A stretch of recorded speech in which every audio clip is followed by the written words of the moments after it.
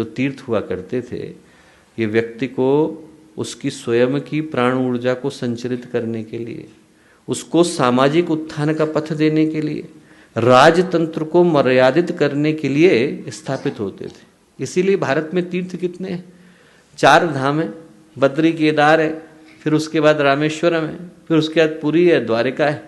4 धाम है, 5 काशी है, 5 प्रयाग है, 5 बद्री है, 5 केदार है, केदारनाथ है, रुद्रनाथ है, तुंगनाथ है, मद महेश्वर है, कल्पेश्वर है, 7 सरोवर है, 7 क्षेत्र है, 9 अरण्य है जिनमें आरण्यक लिखे गए, 12 ज्योतिर्लिंग है, 21 गणपति क्षेत्र है, 42 सिद्ध क्षेत्र है, 64 के करीब शक्तिपीठ है। यदि आप पुराणों को माने तो 64 है। और जो 64 शक्तिपीठ हैं, आप कल्पना करके देखिए, भारत में नहीं है। उनमें से 7 बांग्लादेश में, 3 पाकिस्तान में, 3 जो है श्रीलंका में, 1 तिब्बत में, 1 अन्य जगहों पर, 1 नेपाल में।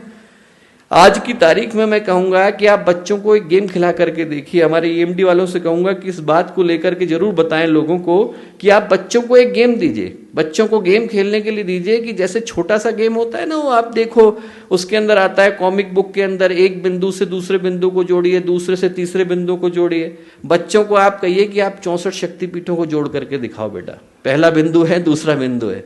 और जब आप जोड़ना शुरू करेंगे तो आप शुरू करेंगे जम्मू कश्मीर से।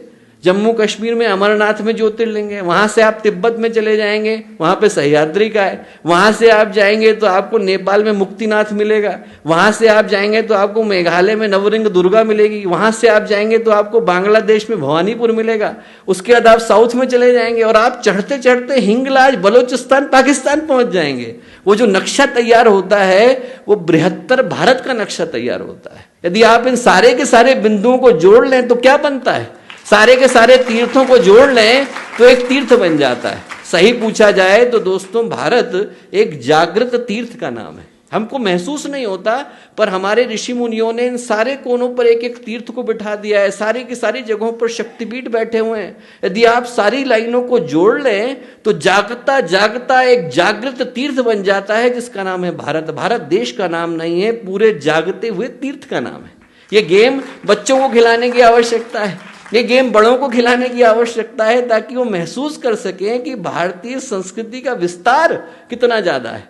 यदि हम इन सारे बिंदुओं को जोड़ लेते हैं दोस्तों तो एक तीर्थ बन जाता है।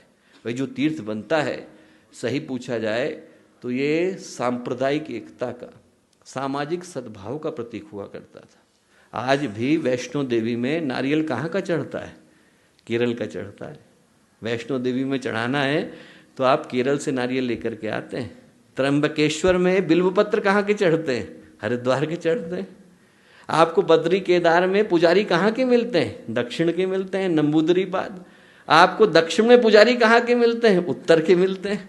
आप पूर्व में जाएंगे तो कहाँ के पुजारी मिलते हैं? पश्चिम के मिलते हैं। आप द्वारिका में जाएंगे तो कहाँ के पुजारी मिलते हैं? आपको उड़ीसा के मिलेंगे। आपको पुरी में कहाँ के पुजारी मिलेंगे? गुजरात के मिलेंगे।